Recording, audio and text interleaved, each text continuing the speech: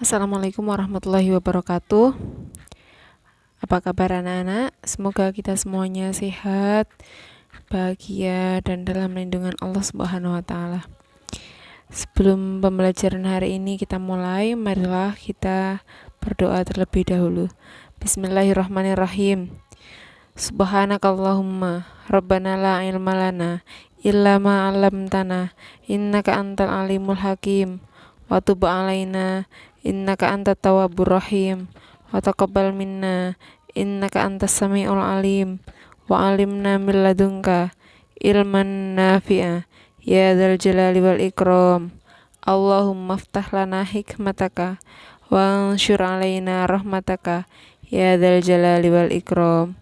Rabbi syrah li sadri wa yassir li amri wahlul 'uqdatam min lisani yafqahu qawli birahmatika ya arhamar rahimin. Al-Fatihah. Baik anak-anak, kemarin masih ingat pelajaran tentang pembagian paragraf ya. Jenis paragraf salah satunya yaitu berdasarkan fungsi pengembangannya. Ada paragraf narasi, deskripsi, eksposisi, persuasi, dan argumentasi. Nah, untuk paragraf narasi itu apa? Narasi itu artinya menceritakan peristiwa atau kejadian. Otomatis unsur paragraf narasi yang ada dalam narasi itu apa saja? Yaitu satu tokoh, kejadian atau alurnya, biasanya rangkaian alurnya, kemudian latar itu ya setting, ruang waktu itu ya. Itu unsur-unsurnya. Contohnya seperti apa, Bu? Coba kamu baca, ini ada karyanya Hafidz Rianto Saruk berjudul Bunga Matahari. Ini cuplikannya saja ya.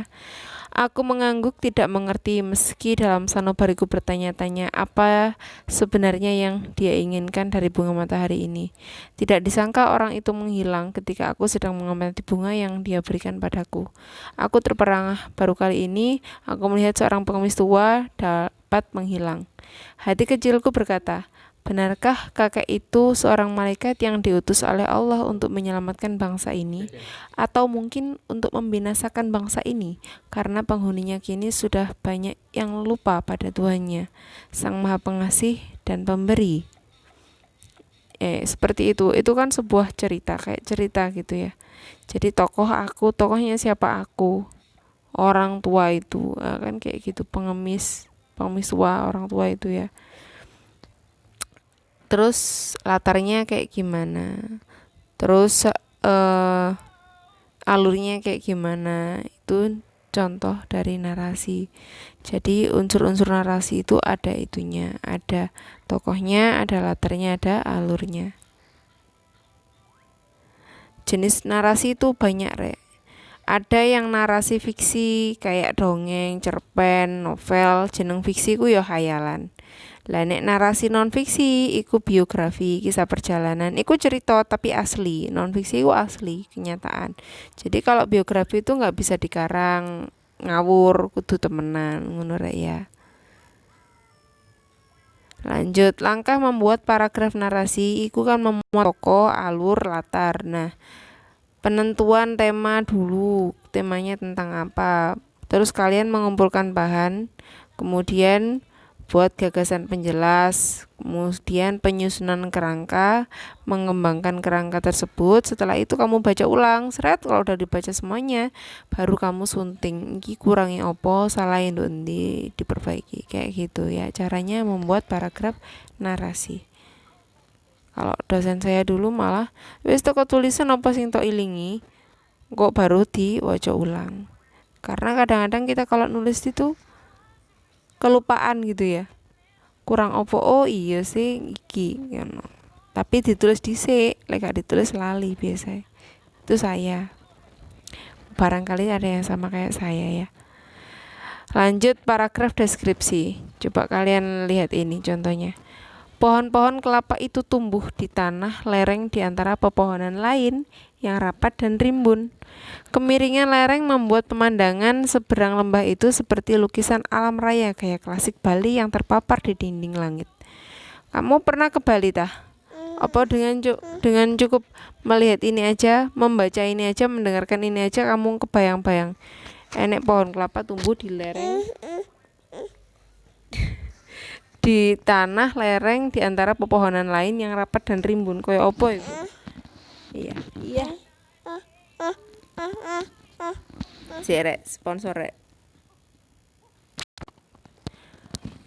Selain pohon kelapa yang memberi kesan lembut, batang sengon yang lurus dan langsing menjadi garis-garis tegak berwarna putih dan kuat. Ada beberapa pohon aren dengan daun mudanya yang mulai mekar, kuning, dan segar. Ada pucuk pohon jengkol yang berwarna coklat kemerahan. Ada bunga bungur yang ungu berdekatan dengan pohon dadap dengan kembangnya yang benar-benar merah dan batang-batang jamiruwe. Sejenis pinang dengan buahnya yang bulat dan lebih besar memberi kesan purba pada lukisan yang terpajang di sana. Jadi itu sebuah lukisan karyanya, ini karangannya karya Ahmad Tohari berjudul Bekisar Merah itu ya. Jadi kamu kan koyok bayangno tiba iku lukisan yang terpajang di sana. Jadi mendeskripsikan apa yang ada dalam lukisan tersebut gitu. Iya. Lanjutnya, jadi deskripsi itu intinya kamu menggambarkan, menyatakan kesan, memungkinkan terciptanya imajinasi, banyak menggunakan kata sifat. Coba kamu lihat, kamu tadi kan lihat ya, itu menggambarkan, menyatakan kesan dari sebuah lukisan tadi. Terus kamu kebayangkan, dek keset, iya nak. Nah, itu kan memungkinkan terciptanya imajinasi. Jadi kamu kan koyo bayangno lukisannya kayak apa sih? Oh, isinya kayak ngono. Banyak menggunakan kata sifat. Coba tadi sifatnya apa saja? Rapat, rimbun, kuat, lembut. Nah, kayak gitu itu kan sifat ya. Ya, seperti itu paragraf deskripsi. Sifat iku kok iso bedakno sifat sampe duduk sifat. Nek sifat iku rek dikei kata paling, sekali itu bisa. Contoh cantik itu kan kata sifat. Cantik sekali, sangat kuat itu kan bisa dikasih kata itu, berarti itu bisa disebut kata sifat. Coba kalau misalnya sangat membuat kan yuk nggak mungkin, elek, gak cocok. Itu berarti bukan kata sifat. Sekarang beralih ke paragraf eksposisi. Ebola telah menewaskan sekitar 4.000 orang dan menyerang lebih dari 8.000 orang sejak wabah ini muncul pada Desember 2013.